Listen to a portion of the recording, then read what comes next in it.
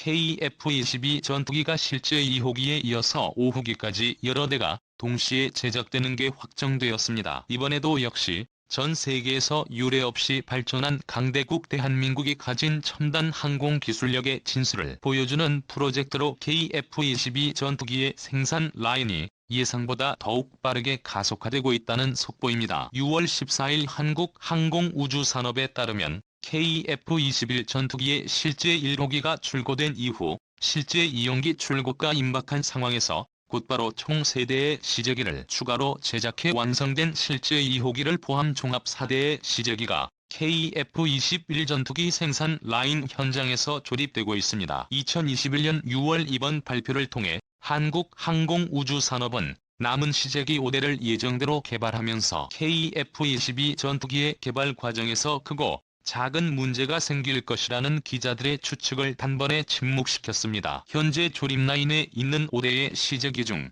두 번째 시제기에서 미사일 무장체계에 관한 연구를 조립과 함께 병행하기 시작했습니다. 안녕하세요. 군사기밀 뉴스TV입니다. 알람 설정을 하시면 영상 업로드 시 바로 시청하실 수 있습니다. 시청해주셔서 감사합니다. 이번 시험은 KF-22 전투기에 장착되는 기관포와 미사일이 제대로 탑재되어 이륙이 되는 즉 고고도에서도 문제 없이 미사일이 발사되는지 확인하기 위해 반복적인 시험이 진행 중이며 머지않은 미 KF-22 전투기에 탑재되는 한국형 공대공 미사일과 공대지 미사일 플러스 극초음속 순항 미사일 미디어 미사일과 타우루스 미사일 케이지 집폭탄 등 다양한 무장들이 총 19개의 무장 탑재창에서 7,700kg의 무장된 무게를 KF-21 전투기의 동체가 견뎌내고 원활하게 공격 임무를 수행할 수 있게끔 끝없이 테스트를 진행하고 있습니다. 한국산 미사일들과 KF-22 전투기의 SA 레이더 소프트웨어 시스템이 하나로 통일되어 실전 전투 상황에서도 신속하게 돼 적 항공기의 위치를 추적하고 미사일을 발사하는 과정이 가장 중요합니다. 현재 한국 공군이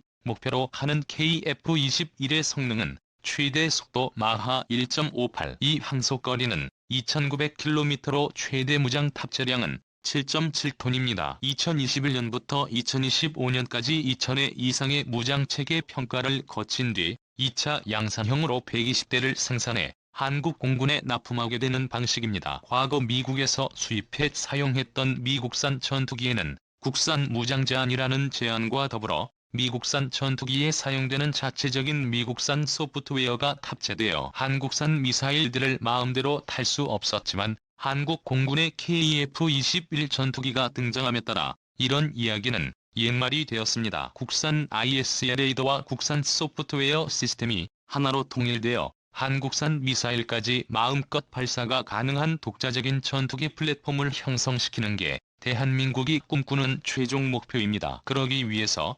한국항공우주산업 측에서도 끝없이 반복되는 시험을 통해 작동 방식과 숙련도를 향상시키고 그 과정에서 발생되는 문제점을 찾아내며 고쳐나가는 것이다. 한국항공의 자존심 캐리 F-22 전투기에는 20만 개가 넘는 부품과 전자기기 장치가 사용되며 이러한 KF-22 전투기의 부품 기술력에 대해 한국항공우주산업은 국산화율이 무려 70%를 달성했다고 발표했습니다. 5년 전 우리나라 항공산업 분야의 국산화율이 40 정도였던 것을 감안하면 놀라운 속도로 기술 발전이 진행된 것이죠. 한편 KF-21 전투기의 시제 1호기는 지상 1-6 시험을 한창 준비 중으로 내년 7월 비행시험을 시민들에게 공개하기 위해 다른 시제기들보다 먼저 지상 2-6 시험을 돌입했습니다. 이번 2-6 시험에서 가장 눈여겨볼 것은 KF-21 전투기 동체의 내구성과 이착륙을 담당하는 항공기의 바퀴 랜딩 기어 업 시스템 플러스 그리고 F-424 엔진의 추력에 관한 테스트이며 KF-21 시제 1호기를 공개한 후 연료 탱크 개통의 1차 시험은 당초 일정대로 2006 시험과 병행해 척척 진행되고 있습니다. 전방에 설치된 엔진 부분과 조종석 후방에 설치된 연료 탱크의 시험을 진행하기 위해 캐노피를 탈거하였으며 연료 개통의 1차 시험이 완료되는 순간 다음 단계인 KF-21 전투기의 비행저 테스트에 돌입합니다. KF-21C 재개는 내년 2021년 첫 비행을 전세계에 공개하며 4년간 총 1,200회 비행시험을 거칠 예정이죠. 실제 7기가 이착륙을 진행해 어느 정도의 기술력과 노하우를 확보하게 된다면 남은 시제기도 조립이 완료되는 순간 순차적으로 지상 이륙 시험을 돌입한다고 한국항공우주산업은 설명했습니다. 초음속 전투기 개발은 한 나라의 과학기술력을 모두 집대성한 결과를 보여줍니다. 이러한 성과를 전투기의 기초 단계에서 계획에서 실행까지 놀라운 속도로 보여준 국가는 세계에서 한국이 유일하다고 단언 자신할 수 있습니다. 일본인들은 KF-21 전투기 프로젝트가 시작했을 당시 분명히 실패할 것이라고 정신승리였지만 일본인들의 소망과는 정반대로 한국의 통쾌한 역습이 시작되었습니다. KF-21 개발이 예상보다 더욱 순항했으며 순식간에 시제 온기 조립까지 진행되자 한국의 기술력에 진심으로 경악해버린 일본인들.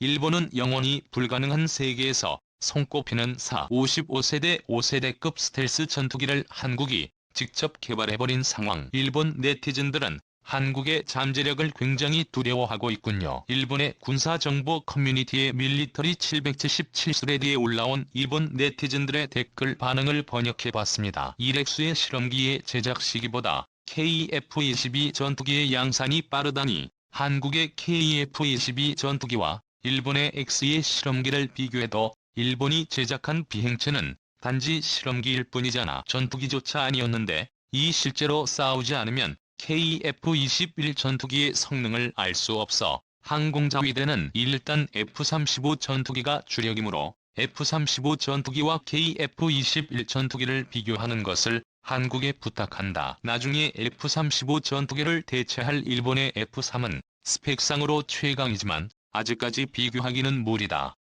시제기가 만들어지지 않았습니까? 조금만 기다려. 가사만국 정도의 전투기 생산 방식을 일본이 F-3 생산 과정에서 온전히 따라할 수 있을까? 그보다도 5대를 생산 중인 한국과 비교해보면 4,000대 정도의 F-35 전투기를 제작하는 미국은 완전히 다른 세계 인간들사 KF-22 전투기의 시험을 같이 하면서 조립하니까 문제가 발생하면 그 자리에서 곧장 해결하니 당장은 문제가 없어 보이지 본격적인 양산 단계에 들어가면 한국산 특유의 고질적인 문제가 여러 곳에서 발생할 게 분명해요. 제3 이륙 시험을 하지 않고 5기 생산을 발표한 것은 굉장히 성급해 보여 보통은 첫 번째 기체로 지상 시험을 하고로라고 하는 게 정석이다. 전투기를 분해하는 건 일방적이니까 이건 문제로 삼지 않겠지만 양산화 작업만큼은 난이도가 완전히 달라진다. 여러 대를 생산하면 한국의 공장은